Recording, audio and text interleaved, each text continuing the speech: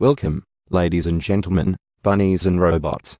My name is Madlex Peters, and I'm here today to present to you a cave story analysis. I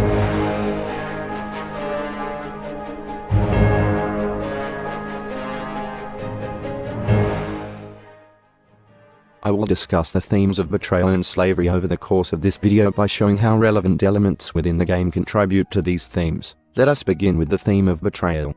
The choices the player makes in the game help contribute to the theme that betrayal is a choice individuals are not forced to make, and, furthermore, the betrayal of another is equivalent to a betrayal of oneself, both as subversions of individual beliefs.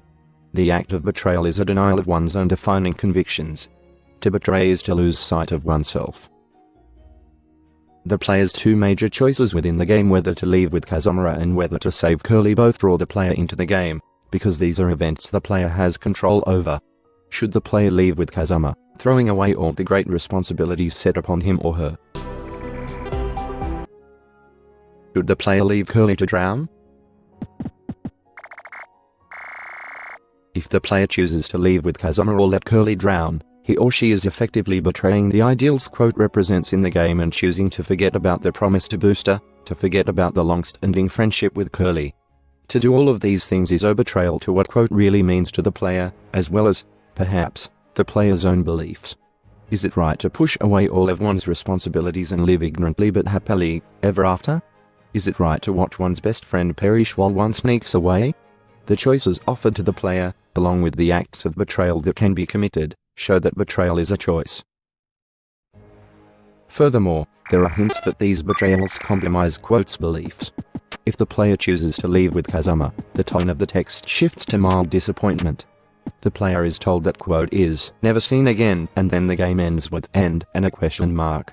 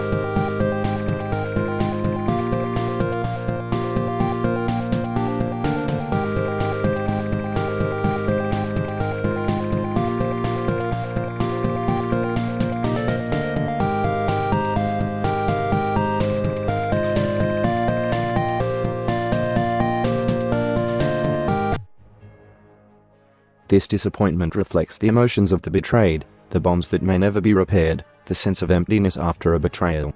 The player's choice to leave Curly to die also functions similarly. By doing so, the player is unable to access Hell and the good ending, which is the only ending that truly ties into quote's backstory.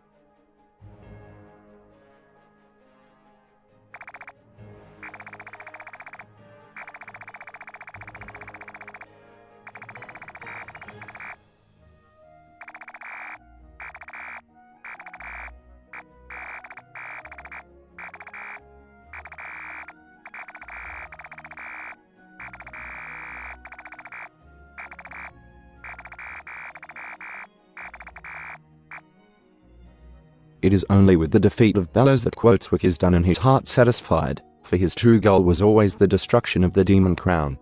Besides, leaving one's friend to die is in itself a rather atrocious act. Let us now move on to the theme of slavery. People are often enslaved externally by others or internally by emotions and memories, and the path to freedom is difficult. It is an ongoing battle. As Thomas Jefferson once said, the price of freedom is eternal vigilance. Perhaps the most explicit example of slavery is the conflict between the Mimiga and the Doctor. The Doctor not only seizes the red flowers, but also forces Toroko to eat them.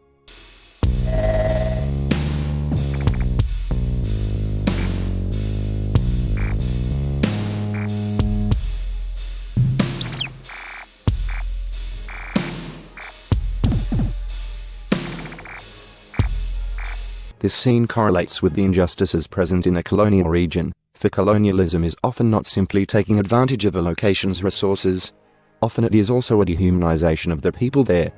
By taking away local resources through force, the Doctor is already depicting himself as a colonial power.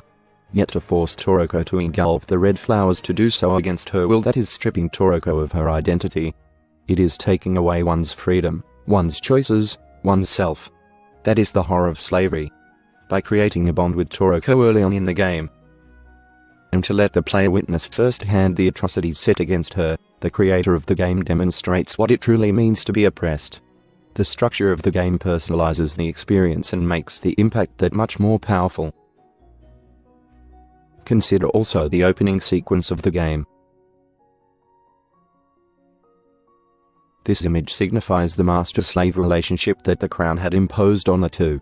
Their powerlessness is shown through the bubble that immobilizes them in mid-air as their previous owner is but a skull. Also, the two look stunned. This ties into the idea that Balrog and Misery have lost their freedom to make choices. They must follow the orders of the wielder of the Demon Crown. However, despite this, the player can see them trying to break through the vicious cycle. Misery attempts to kill the Doctor, and Balrog helps the protagonists.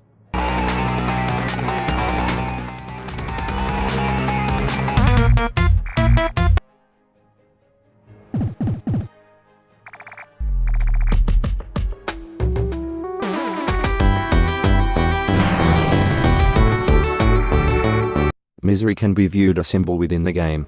She's symbolic of, literally, the misery within each person, the struggle to obtain a hold over one's fate.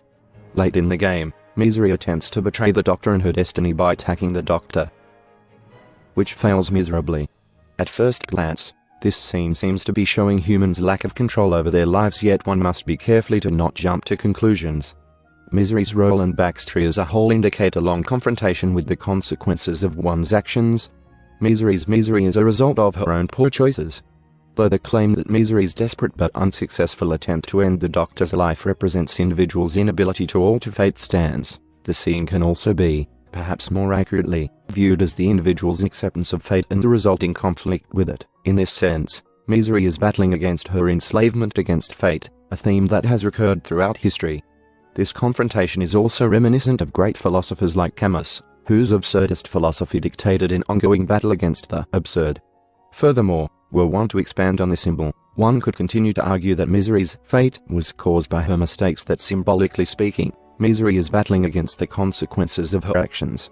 Viewed this way, Misery demonstrates how past actions can restrict people's freedom in the present. The red flowers also form another symbol within the game. Red can be the color of hope and life, but it can also refer to death and despair. The red flowers in the game function as both. The flowers effectively kill the user. There is no way a Mimiga can survive after eating a red flower. Not only that, they go into a rage and cannot even control themselves. Yet, as Jenka explains, the Mimiga were eventually forced to use them in the war. The flowers were their last hope. Had they not eaten the flowers, the Mimiga might have all died out already. This dual nature of the flowers presents an extreme scenario of the battle for freedom, and how freedom is truly a vital aspect to the individual. Death due to a free choice may well be better than a life of oppression. At this point we can afford to make a digression and relate this theme of slavery to Toni Morrison's Beloved. Freedom is a pivotal aspect to the book. Seth chooses to kill her children rather than let schoolteacher take them away because death is far more lenient than a life of oppression.